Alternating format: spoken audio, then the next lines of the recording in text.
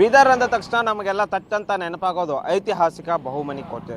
7 ಶತಮಾನಗಳ ಹಿಂದೆ ಬಹುಮನಿ ಸುಲ್ತಾನರು ಕಟ್ಟಿದ ಬಹುಮನಿ ಕೋಟೆ ಇಂದಿಗೂ ಕೂಡ ಪ್ರತಿ ವರ್ಷ ಲಕ್ಷಾಂತರ ಪ್ರವಾಸಿಗರನ್ನ ತನ್ನತ್ತ ಕೈಬೀಸಿ ಕರೀತಾ ಇದೆ.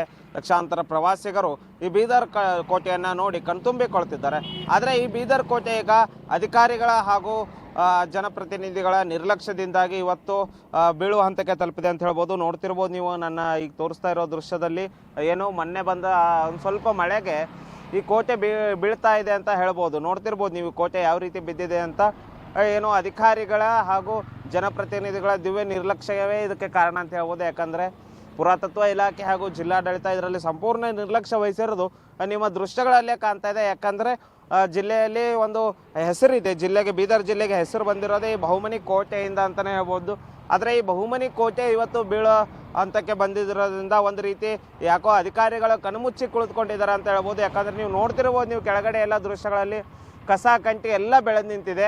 ಅಂದರೆ ಏನು ಗೋಡೆ ಮೇಲೆಲ್ಲ ಗಿಡ ಬೆಳೆದಿರೋದ್ರಿಂದ ಅದು ಕಲ್ಲು ಸಡ್ಲ ಆಗ್ತಾ ಹೋಗ್ತದೆ. ಅದು ಸಡ್ಲ ಆಗಿ ಮಳೆ ಬಂದ ತಕ್ಷಣ ಟಪ್ಪಂತ ಬೀಳ್ತದೆ. ಅಲ್ಲೂ ಆ ಕಡೆಗೂ ನೋಡ್ಬೋದು ನೀವೆಲ್ಲ ಎಲ್ಲಿ ಏನು ಒಂದು ಗೋಡೆ ಸಂಪೂರ್ಣವಾಗಿ ಕುಸಿದು ಹೋಗಿದೆ. ಏನು ಇದಕ್ಕೆ ಜವಾಬ್ದಾರಿ ಯಾರು ಅಂತ ಅಧಿಕಾರಿಗಳೇ ಉತ್ತರ ಕೊಡಬೇಕು. ಯಾಕಂದರೆ ಒಂದು ಬೀದರ್ ನಗರಕ್ಕೆ ಪ್ರತಿ ವರ್ಷ ಲಕ್ಷಾಂತರ ಜನ ಪ್ರವಾಸಿಗರು ಈ ಕೋಟೆಯನ್ನು ನೋಡಲಿಕ್ಕೆ ಬರ್ತಾರೆ.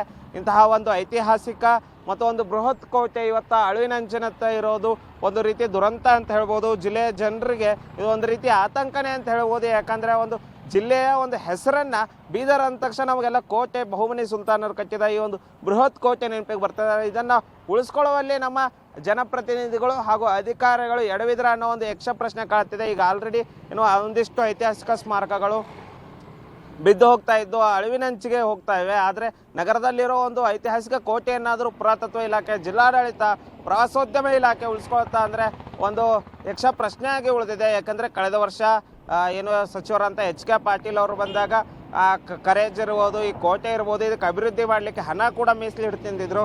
ಯಾವ ಕಡೆಯಿಂದ ಹಣ ಮೀಸಲಿಟ್ಟವರೋ, ಯಾವ ರೀತಿ ಅಭಿವೃದ್ಧಿ ಮಾಡೋರೆ ಅಂತ ಸಚಿವರೇ ಉತ್ತರ ಕೊಡಬೇಕು. ಇದಕ್ಕೆ ಪ್ರವಾಸೋದ್ಯಮ ಸಚಿವರು ಹಾಗೂ ಪುರಾತತ್ವ ಇಲಾಖೆಯವರು, ಜಿಲ್ಲಾಡಳಿತ ಕೂಡಲೇ ಎಚ್ಚೆತ್ಕೊಂಡು ಈ ಐತಿಹಾಸಿಕ ಕೋಟೆಯನ್ನು ಉಳಿಸುವಂಥ ಕೆಲಸ ಮಾಡಬೇಕಾಗಿದೆ.